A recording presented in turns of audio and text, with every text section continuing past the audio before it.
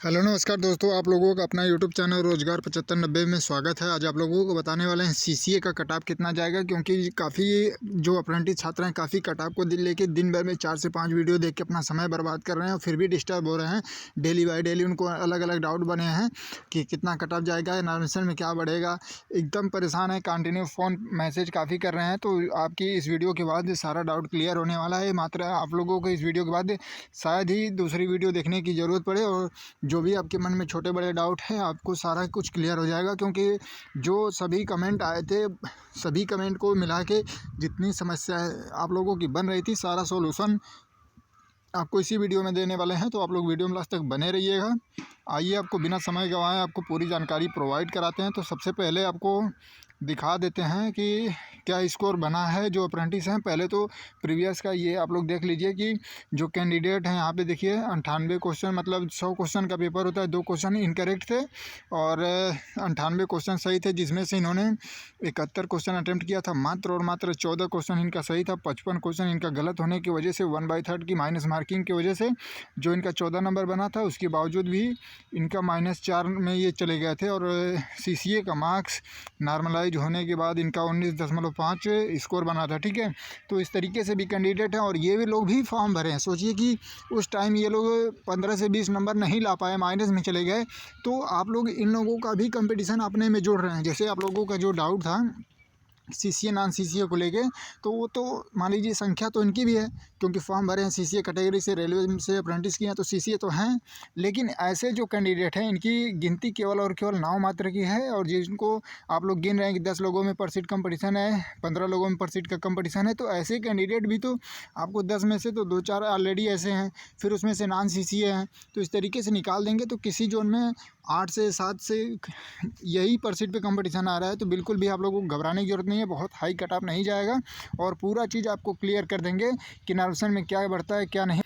तो देखिए, जो आप लोगों को हम बताना चाह रहे हैं और सबसे इम्पोर्टेंट आपके लिए ये है कि जैसे कि आप लोग यहाँ पे देखिए, आपको बारीकी से समझा देते हैं कि जैसे ये आप लोगों का पर सीट कंपटीशन है अप्रेंटिस का, और इसमें जो पर सीट का कंपटीशन होने के बावजूद जब आप नॉन सीसीए को निकाल देते हैं और फिर ऐसे कैंडिडेट हैं जो 2 नंबर 4 नंबर 5 नंबर या माइनस में चले जाएंगे, ऐसे कैंडिडेट को निकाल देंगे तो सभी जोन में 7 से 8 कंपटीशन ही होगा, क्योंकि बहुत कम कंपटीशन है, नाम मात्र का कंपटीशन है।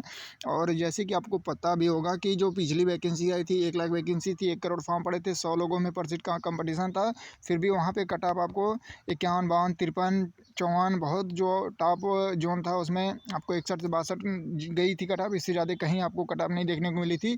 तो सोचिए कि आप लोग खुद एक पढ़े लिखे कैंडिडेट हैं, फिर भी आप लोग डर रहे हैं कि इतने लोगों में पर सीट का कंपटीशन है। तो आप लोग सोचिए कि 55 से 60 नंबर से ज़्यादा कट ऑफ नहीं जाएगी एनएससी प्लस सीबीटी मिला के, क्योंकि ये जो पिछली बार 30 गई थी और 55 से 60 होने का कारण है कि जैसे जो एनएससी में पहले 1/3 करने 20 मिल रहा था, अब वो 30 से 33 मिल रहा है, तो ये 10 से 15 नंबर बढ़ गया।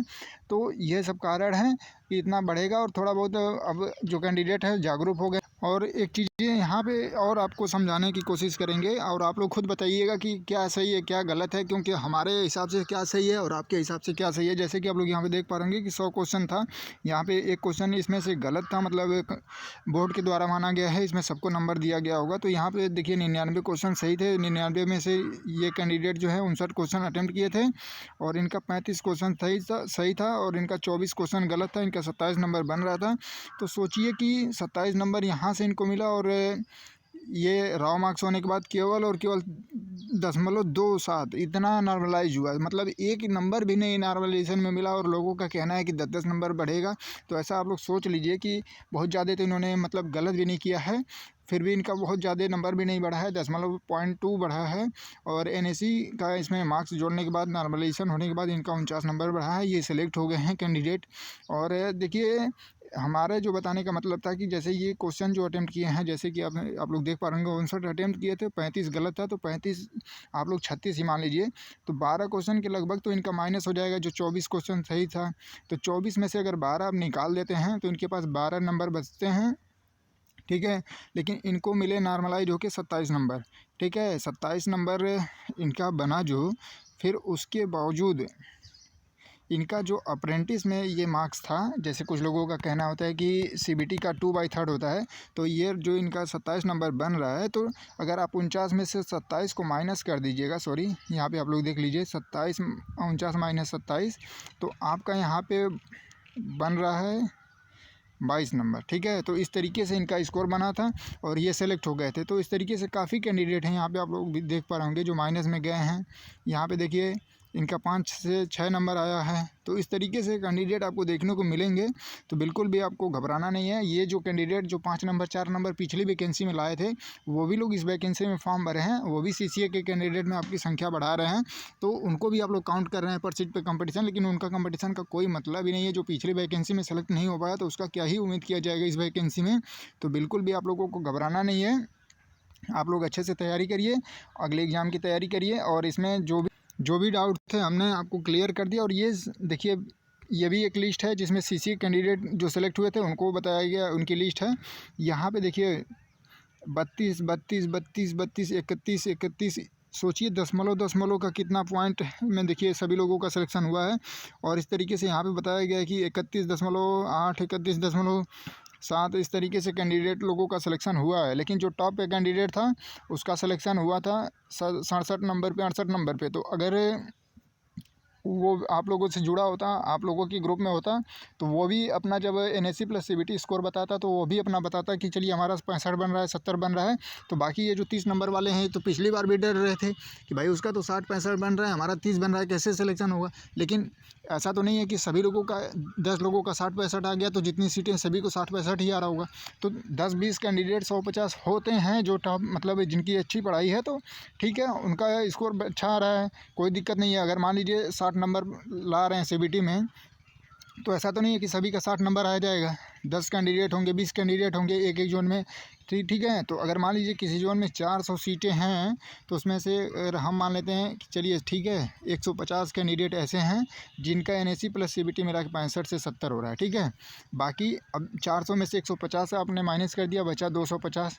अब 250 में से कुछ ऐसे होंगे जिनका 60 से 65 होगा, इसमें भी मान लीजिए 100-150 मान लीजिए कैंडिडेट, ठीक है। तो हो गया 300, बचा 100 सीटें। 100 सीटें जो बची हैं वो 55 से 60 भी तो कट ऑफ जाएगा, ऐसा तो नहीं है।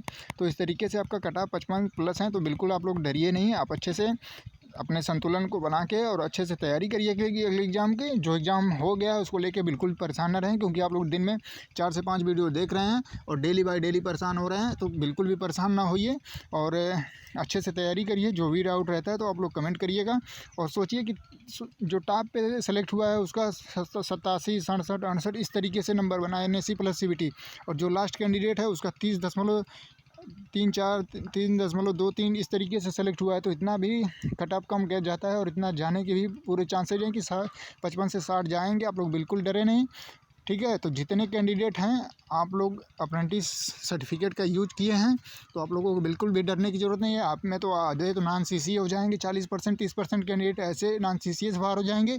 कुछ ऐसे हैं जो नाम मात्र का एग्ज़ाम दिए हैं, एग्ज़ाम डेट जारी होने के बाद वो अपनी किसी कंपनी या कहीं काम कर रहे थे तो आए हैं, अटैम्प्ट किए एग्ज़ाम, तो उनका तो कोई गिनती नहीं होता। तो इस तरीके से आप लोगों का कंपटीशन बहुत ज़्यादा नहीं है, बिल्कुल भी डरने की ज़रूरत नहीं है। और आप लोगों को एग्ज़ाम में अगले एग्ज़ाम की तैयारी करने के लिए काफ़ी लोगों का कमेंट आता है कि कौन सी बुक लेनी चाहिए, तो आपको डिस्क्रिप्शन में किरण पब्लिकेशन की बुक है। ये कोई पेड प्रमोशन नहीं है, उसमें देखिए जो टीसीएस पे आधारित होता है, क्योंकि रेलवे का एग्ज़ाम टीसीएस कराता है, तो उसके आधारित कुछ बुकें हैं, आप लोग ले इसकी तैयारी कर सकते हैं। जैसे कि ये देखिए आपको दिख रहा होगा बुक, तो इस तरीके से देखिए यहाँ पे देखिए टीसीएस के प्रीवियस क्वेश्चन मिल जाएंगे। इसमें आपको एएलपी टेक्नीशियन ग्रुप डी के सभी क्वेश्चन हैं। इस तरीके से देखिए ये भी रीजनिंग की बुक है, ये मैथ की बुक है, जिसमें 10-10 हज़ार मतलब सॉल्व प्रीवियस के क्वेश्चन हैं। आप लोग लेके प्रैक्टिस अभी से लग जाइए। अगली वैकेंसी की बहुत सी वैकेंसियाँ हैं, एलपी टेक्नीशियन ग्रुप डी की सभी वैकेंसियाँ लगी हुई हैं। जिनका ग्रुप डी में सिलेक्शन हो जाएगा उनको आगे भी तो जाना है, केवल ग्रुप डी में ही संतुष्ट नहीं रहना है, आगे अपना प्रमोशन लेना है, आगे अपना पोस्ट को बदलते रहना है। तो आप लोग अच्छे से तैयारी करिए। अगर कोई भी डाउट रहता है तो आप लोग कमेंट करके जानकारी ले लीजिएगा। और आप लोगों से रिक्वेस्ट है कि देखिए ये कोई पेड प्रमोशन नहीं था। आप लोग काफ़ी कमेंट आते हैं कि सर कौन सी बुक लेनी चाहिए, अभी से हमको कौन सा प्रैक्टिस सेट लेना चाहिए, हमारा मैथ बहुत कमज़ोर है। तो आप लोग लेके इनको प्रैक्टिस करते रहिए, और जो भी डाउट है आप लोग कमेंट करके जानकारी लीजिएगा। रोजगार 7590 यूट्यूब चैनल पूरी हेल्प करेगा। धन्यवाद।